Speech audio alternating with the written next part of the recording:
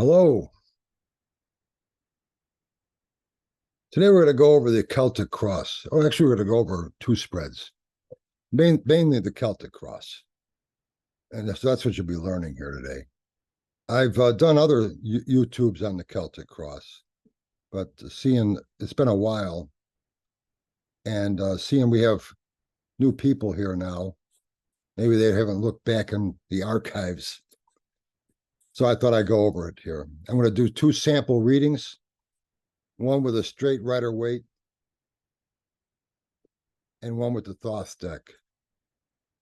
And we'll see if there's any variances between the two. That's another thing that's be interesting to look into. What kind of information we get from each deck.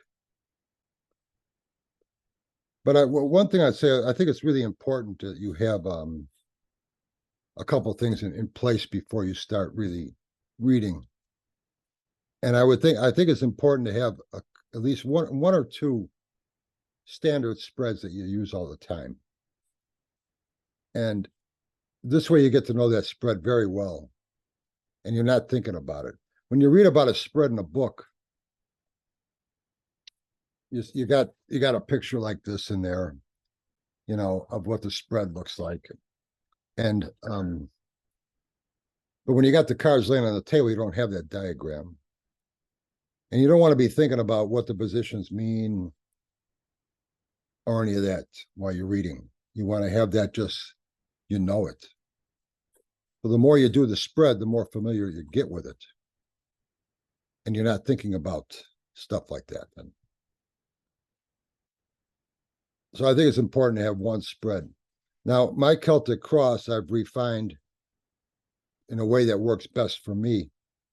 And I'm sure it'll work very well for you too, if you want to use it. You could also use just parts of it. You know, maybe you want to do some other things to the spreader. It's common to change this card spread in a way that fits you better than what they're saying in the book. A lot of people do that. So if you do that, you're still doing a cross, and it's okay. Nobody's going to say nothing.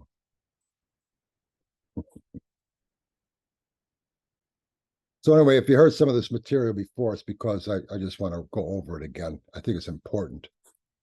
With my card spread, what I'm trying to keep in mind when I do a reading is four elements that I think are important to have. And that's what, why, how, and when. What is the question we're looking into? Why do you want this? Why do you want this in your life? What do you think you're going to get from it? And how are we going to get it?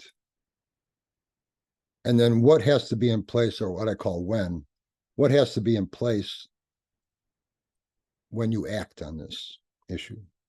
Certain things have to be in place. There's certain times to act and certain times to wait to your best advantage to have this thing be a success. So we look into those four elements. Now, if you just answer one of those in a way that the client didn't see before, that's a valuable reading, because those are four elements that are really important. And changing one of them can change the whole situation. Just might be the timing, when to act. You know, wait yet. Wait until next week or wait till next month when things will be more in your favor. Or looking at it as, why do you want this? What do you think you're going to get from it? What do you think is going to make you happy about having this? Lots of times, if we look into that, we'll see that this isn't really going to get you what you're looking for. And then how are we going to get it? What do we got to do? Those are important things. Not only that, but what? What are we looking at here? What's the real question? Is there an underlying question? Is there a hidden question under this? I don't know who said it, but somebody said a well-stated question solves half the problem. So we have the opportunity in my cross to really take a look at the question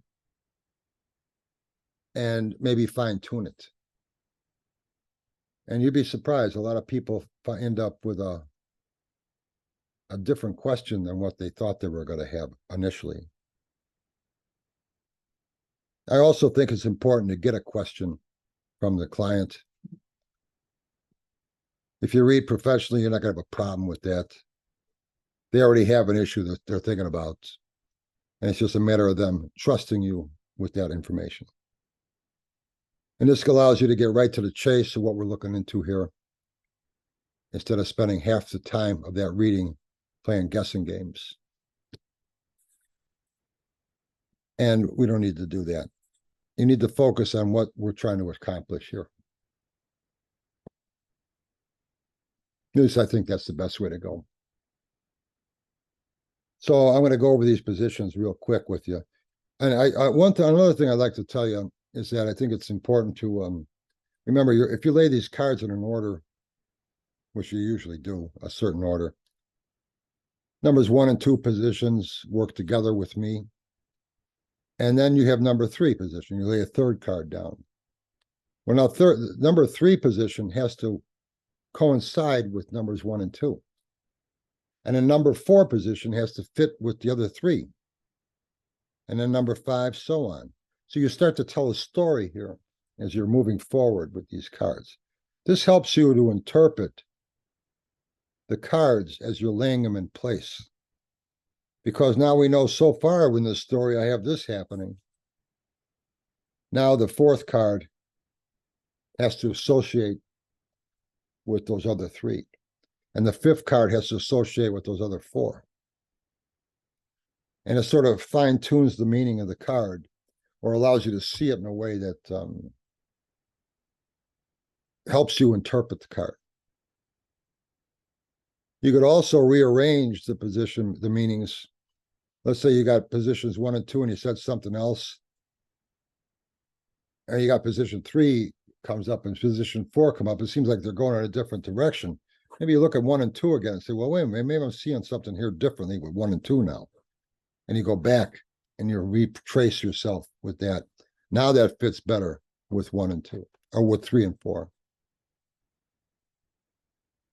So it's okay to rearrange the furniture as you're reading. But I really do think it's important to have a good spread. So first I'm going to go over the positions and how they work with me. And then we'll actually do a couple of readings, like I said. Numbers 1 and 2 positions, to me, work together. They look at the question itself. What are we looking at here? What are we trying to do? Is it feasible? Is it realistic? Is it a wise move? And then we look at position 3. Immediate plans, things you want to get done, you're trying to get done right now about this issue. What's the most urgent? What first steps do you think you should be taking? What actions should you be taking now about this to build on with other actions later on down the road? And then number 4 is, what immediate goals are you trying to accomplish? So you're going through number 3, you're going through these things you're doing to accomplish number 4, the immediate goals, the first things you want to get done here. And then number 5 position is something you got going for you. Something in your corner. This could be an influence, a position you're in. It could be allies, friends. It could be anything. It could be a talent that you have, something you're good at.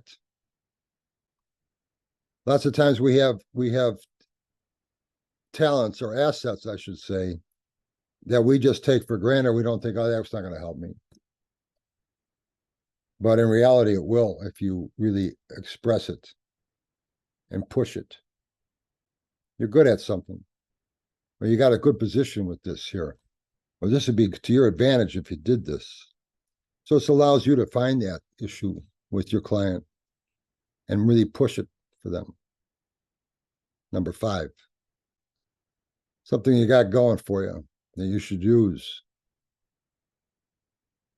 Number 6 is an opportunity to come yet. This gives the client something to keep an eye out for. Watch for this happening. When this happens is when you should take advantage of this. I see this coming your way. When it's there, grab it. That's number 6 position. Number 7 position is the client's own viewpoint of their own question. Lots of times the client could be disillusioned about something or confused about something. And so their whole idea of this issue gets a little twisted. This allows us to check the client's view of their own question, how they're seeing it, how they're seeing this issue. Maybe it'd be better for them to see it in a different way.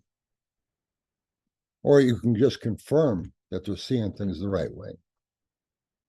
So if numbers 1, 2, and 7 positions, 1, 2 being the question itself, and 7 being the client's viewpoint of their question, if those 3 cards seem to align with each other very nicely, you could sort of be thinking that the client pretty much sees this issue the way they should be seeing them. But if 7 conflicts with numbers 1 and 2, it gives you the opportunity to see how the client can maybe see this in a different light. Number 7. Number 8 position I have is timing. And timing is really what I mean there is what has to be in place before you act. To me, that's timing. When you act, is the right time or the wrong time? You want to act at the right time for you. So maybe you have to wait for the position of number 6, the opportunity there to come around. Maybe you got to develop this asset you have in number 5. Maybe you need to rearrange the immediate actions you're taking in number 3 and the immediate goals you're trying to accomplish in number 4. Maybe you should do something first before you act in position 8. This helps us try to tie it all in together. It makes it easier for you to see ideas when you do it this way. Number 9 position is attainment. What are we, the purpose? Number 9 position is the purpose. Let me reword that. Purpose. The whole purpose of this quest you're on right now, this goal you're trying to do right now. What do you think you're going to benefit from this? What are you striving for? This is another check to make sure that you understand that what you're going for will give you what you're looking for. It allows us to check that. Lots of times we're disillusioned on that. And if we stop and think about, okay, now if I had this, what would it be like? What would it really be like? Is this really what I want? You don't want to be the dog chasing the car. So it allows us to check that. And number 10 position is possible outcomes. It's also things to watch for, things to look for. So there's opportunities in number 10 that you should watch for. There's also things that maybe in number 10 that you should be wary of or be careful to avoid as you move forward. This could be other bumps in the road here that we haven't participated yet. Or there'd be something really positive here that could happen that will help along with number 6. Or maybe the number 6 position develops into a number 10.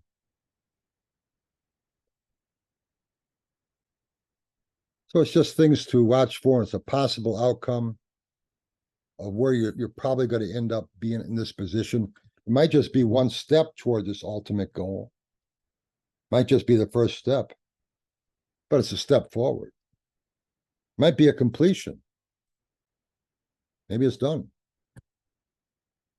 So those 10 positions is how I see them and how I use them. And to me, that's a very useful way to do a reading for somebody on a professional level. I've used that system for 30 years as a pro. And 90% of my readings are a Celtic cross. If you want to go with a second backup spread, what I use is the 3-card.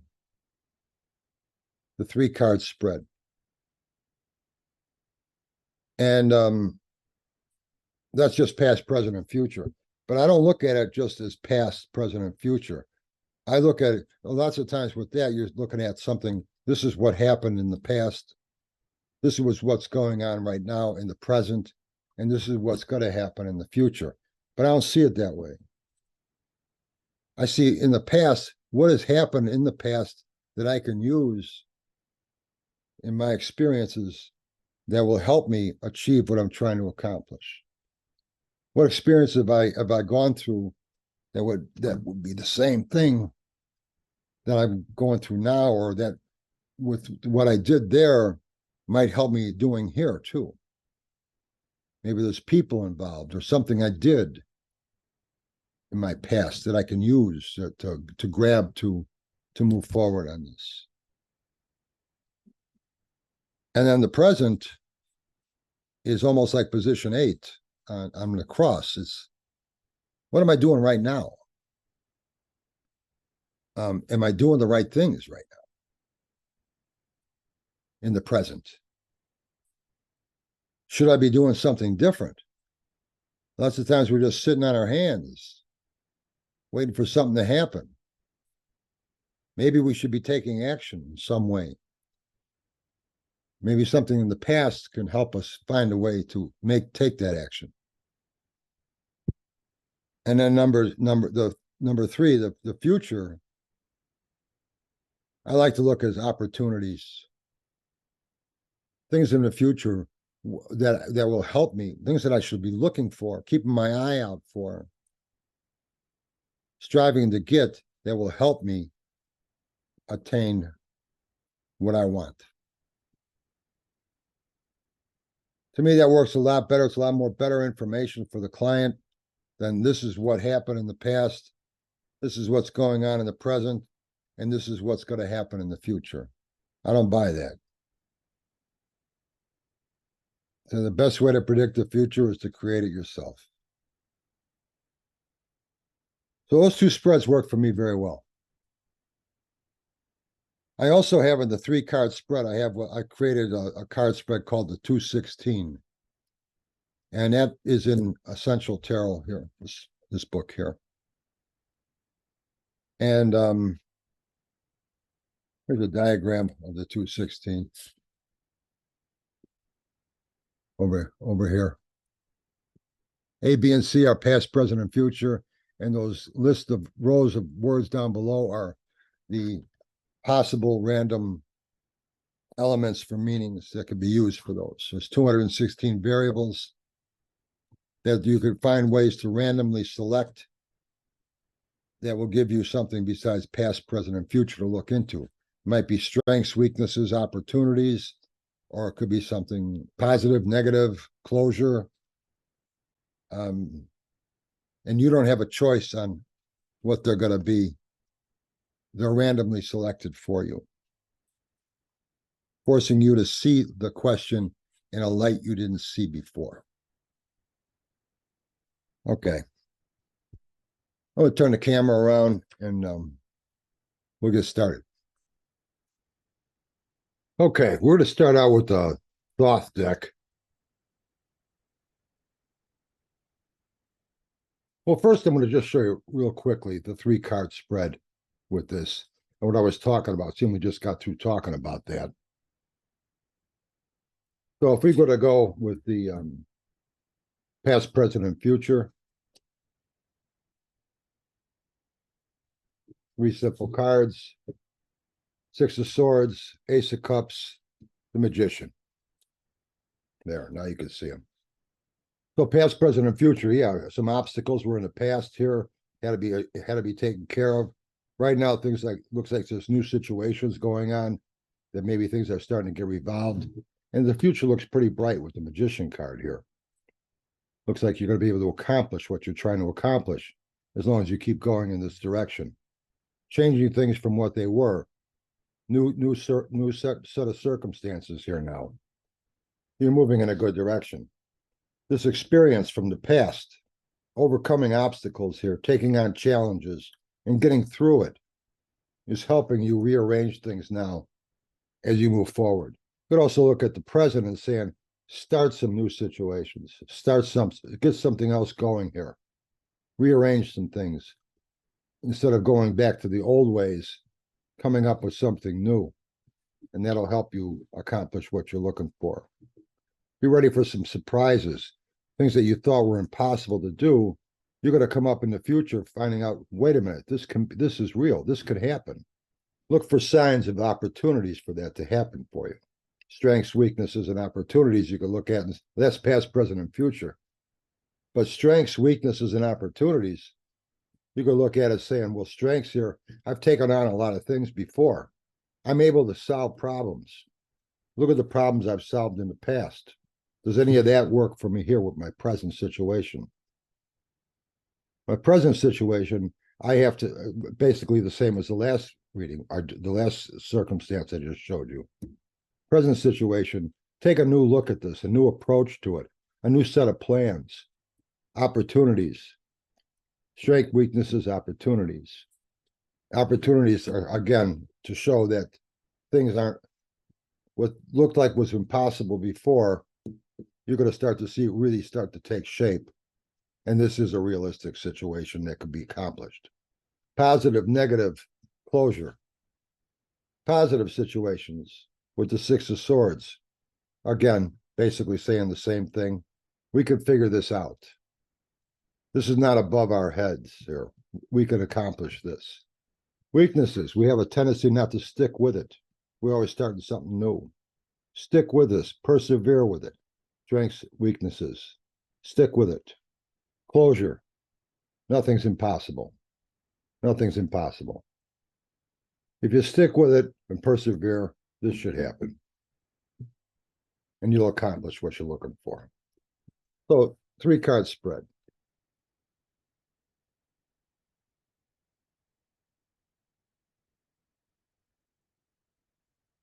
Three of Wands, number 1 position. 8 Cups. Knight of Wands. Page of Pentacles. Queen of Cups. 10 Wands. The Moon. Page of Cups. Queen of Wands. Ace of Pentacles. Well, 10 positions. This is how I lay them out. A little bit more room. Saves room this way. Numbers 1 and 2 position, the question itself. What we're looking at here as far as the question. And here we have the 3 of Wands and the 8 of Cups. Taking a look at the question itself here is important. It gives us time to really, 2 cards, gives us time to really look at what we're looking at here. And look at questioning it, talking about it a little bit with the client. And getting creative with and moving forward in something we really love here. Looking for new ideas. New ideas means that there's been some type of a snag or trouble with it. Otherwise, you wouldn't need any new ideas. So we're getting creative here. Number 1 and 2 positions. So we're open to new ideas with our question, or at least that's a key important part of the whole thing. Looking at it in different ways. The Moon card down here shows me that the client might be having trouble trying to figure out direction on where they're going. Moon's mysterious paths. They know they want to go down this path, but they don't really know where it's headed right now. They don't know what to look for. They're not too sure what's up ahead. So I would say what I'm seeing here with those 3 cards, yeah, get some new ideas here with this 3 of Wands is a creative aspect of the whole thing. What you've been looking at, how you've been seeing it, isn't really getting you anywhere. Or if it has, it's been slow progress.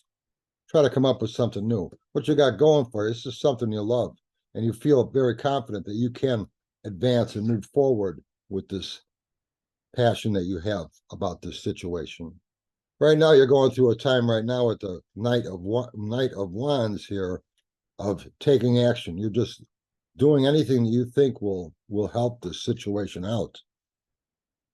But this Page of Pentacles here shows me that anywhere you go, any actions you're making is all new territory for you. You've never been there before. That confirms the Moon card too. So you're kind of new to this situation. What you got going for you with the Queen of Cups is it's something you love and something you feel you understand very well as far as the actual objective that you're looking into. How to get there is vague, but you feel you know the subjective very well. And you're willing to go through the efforts to try to make it work. Ten of Wands shows in the opportunities, you're going to start to see things coming to a close. Certain things that might be blocking you coming to a close, ending. Watch for ways to end things that have been persistently in your way. Watch them diminish. You're going to have opportunities for those things to diminish if you take action on them in the next 2 or 3 months. Again, you're not too sure where you're headed with this, with the Moon card, position 7. Right now, the 8 position, timing, what has to be in place before you move forward. What I'm seeing here with that is we have this page down here, page of coins, and here we have page of cups. We have to know where we're going. We have to know what we're doing. So we have to get familiar with these new territory that we're exploring here. We have to familiarize ourselves with it in a better way than we have right now. So get to know this, more about this before you take any actions on this. Queen of Wands, Queen of Cups, another pair here. The purpose of this is to have this thing that you understand, you feel very close to have it. And the Ace of Coins here shows that if you keep going in this direction, a whole new situation can occur. What that means also that these pages that you're involved with, these pages shows you're going into new territory, a new situation. This is going to be your result. You can accomplish this if you keep on persevering on it, but it's not everything you think it is, because you don't really know what to expect with this yet. You just know that you want it. So the more thought you put into things and the more familiar you become with this whole situation, the better off you're going to be. 2 pages, 1 knight, 2 queens, only 1 major. And that's familiarizing yourself with this whole thing. Right now, you're weak with that. These 2 pages allow you to have the opportunity to understand this situation more, because this new situation might not be everything you think it is. It might be wonderful, but understand that you're not seeing the whole picture yet because of this Moon card and because of the end result. So familiarizing yourself with this situation better as you proceed forward, that's fine. As you proceed forward, learn everything you can about it. And the things that are holding you back will start to break away. That's a Thoth deck. And we're seeing with that cross, we're seeing, understand the situation more than you do right now. You're not too sure where you're really headed with this. You know you want it. And there's going to be something more there than what you thought, what you were expecting it to be. There might be more to it. Now we use the Rider-Waite.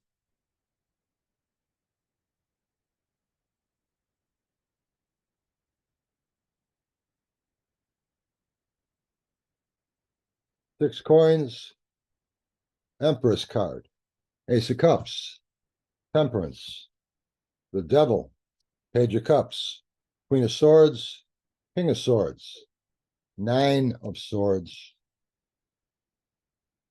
10 of Pentacles.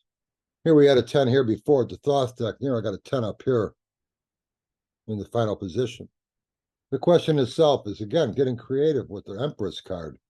We need to get creative because we have obstacles here with the 6 of coins that we need to overcome that are holding us back. So a new approach would help. You're going through a time right now where before I was saying you need to come up with new ideas. Here we're seeing we are looking for new ideas. Something new, something that will work on breaking these barriers down. And you're not happy with what you're getting right now. These new ideas that you're coming up with are not moving you the way they should. You're looking for this inspiration to come to you. a clearer picture. You're not seeing it yet.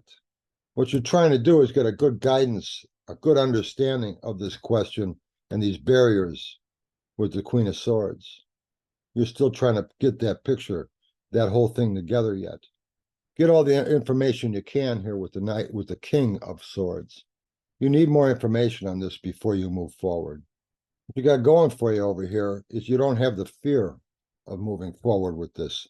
You don't have the fear of failure. That's a good thing to see. You could take this on here.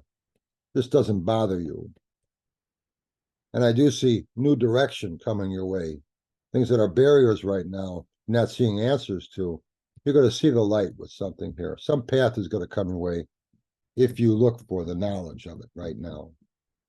Getting rid of this barriers that you have here.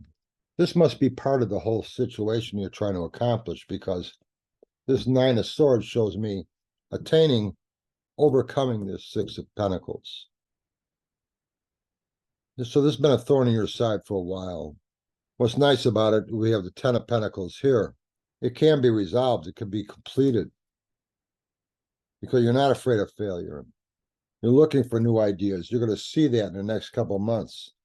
You just keep looking for all this information you can on it. And I do see the Queen persevering. Celtic Cross, Rider-Waite.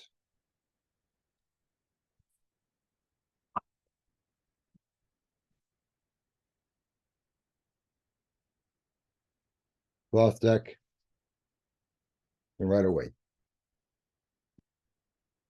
So I hope this helps you clear up some things about card spreads. I think it's important to have a good issue, good topics for each meeting, each position. And I really do feel like over the 30 years that I've read professionally, the topics that I use for those positions on a cross, I've never had a reading that there wasn't something there that could have been useful for them to know with those positions. Positions are just as important as the way the cards are interpreted. Anyway, November 14th is our next Tarot Zoom meeting. And that's good. You can get a link down below, tarotmaps.com. In the menu, you'll see the Tarot Gatherings. Go to that page and just come right in. You don't have to log in or you don't have to sign in or nothing. You just come on by, say hello. Starts at 12 o'clock Chicago time. Maybe I'll see you there.